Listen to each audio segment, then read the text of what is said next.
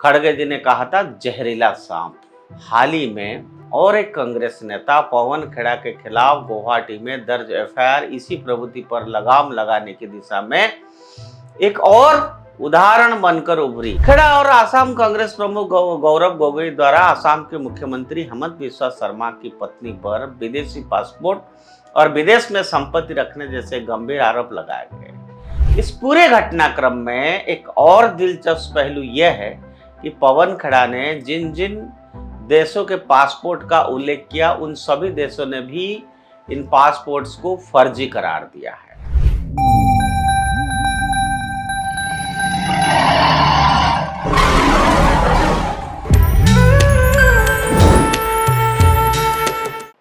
नमस्कार मित्रों, उदय India digital में आपका बहुत बहुत स्वागत है।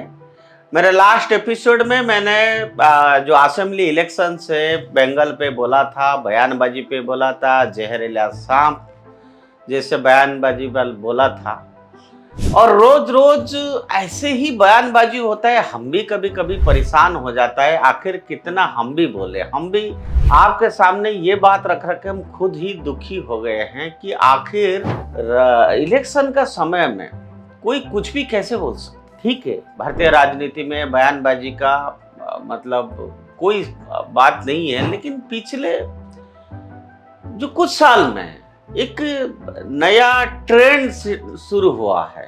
शूट एंड स्कूट की प्रवृत्ति उसको कहते हैं, यानी आरोप लगाओ और फिर जिम्मेदारी से बच निकलो। इसने लोकतांत्रिक विमर्श की गुणवत्ता को गंभीर रूप से प्रभावित किया है। ये मैंने लास्ट एपिसोड में बताया था, जब खड़गे जी ने कहा था जहरीला सांप।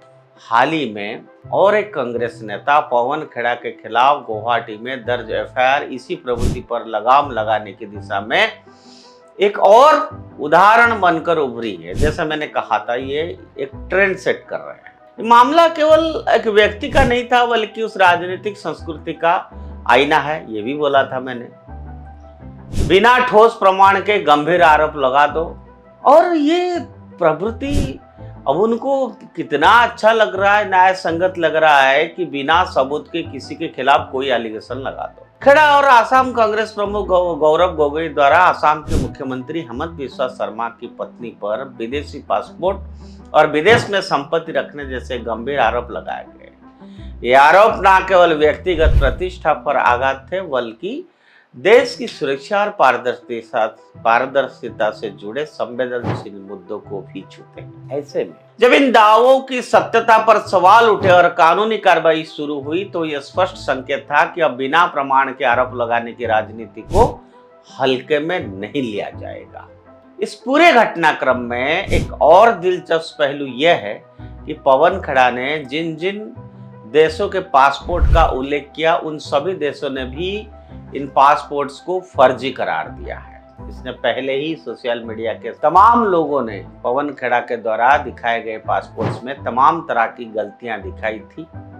आपको एक बात और बता दूं कि पवन खेड़ा ने जिन कंपनियों और एसेट्स को हेमंत बिस्वा शर्मा और उनके परिवार का बताया, वो सब भी अभी हाल ही में रजिस्टर हुई है, मतलब प्रेस कॉन्फ्रेंस से जस्ट पहले। मतलब तो आप समझ ही गए होंगे।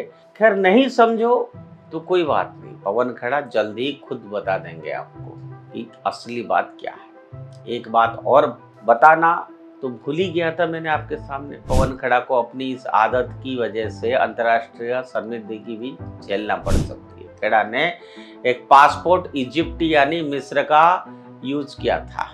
मिस्र की खुफिया एजेंसी को यह बिल्कुल भी रास नहीं आता है कि उसके अधिकारियों के परिवारों का इस्तेमाल राजनीतिक मोहर के तौर पर किया जाए।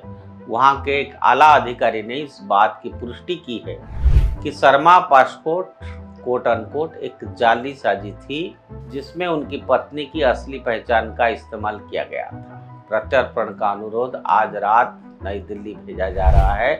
अब इस खबर की हम पुष्टि तो नहीं कर सकते हैं, लेकिन ना ही इस वीडियो की। You made a mistake. You thought my wife was just a name on a piece of paper you could use to win an argument. You thought she was a ghost who lived too far away to haunt you. But she is real, her life is real. And your lie about her passport is a stain you won't be allowed to wash away with a simple apology or a deleted post. Pawan Kira, you didn't just lie to your people.